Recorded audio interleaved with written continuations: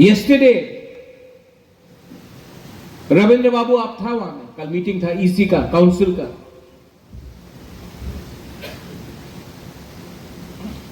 Meeting में agenda आता है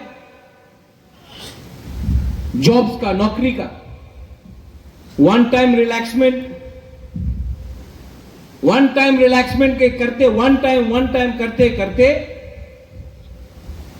हम लोग किसी को प्रमोट करते जा रहा है, जो रिटायर हो गया उसको वापस नौकरी दे रहा है, लेकिन यूथ जो ग्रेजुएट है, जो यंग है, जो अंडर ग्रेजुएट है, जो क्वालिफाइड है, उनको नौकरी नहीं दे रहा। हमने बोला कि ये रूल को आप खत्म करो।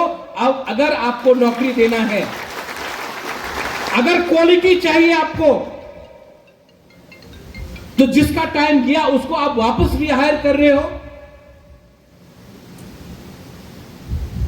जो क्वालिफाइड नहीं है उसको आप अपग्रेड कर रहे हो, और जो क्वालिफाइड है वो भी आज बेरोजगार है।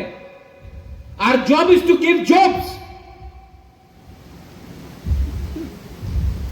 एज अ पॉलिसी, कल के मीटिंग के बाद मैंने कहा है ये वन टाइम रिलैक्समेंट नहीं होगा, और जो रिटायर कर चुका है उसको नेक्स्ट टाइम एक्सटेंशन नहीं मिलेगा।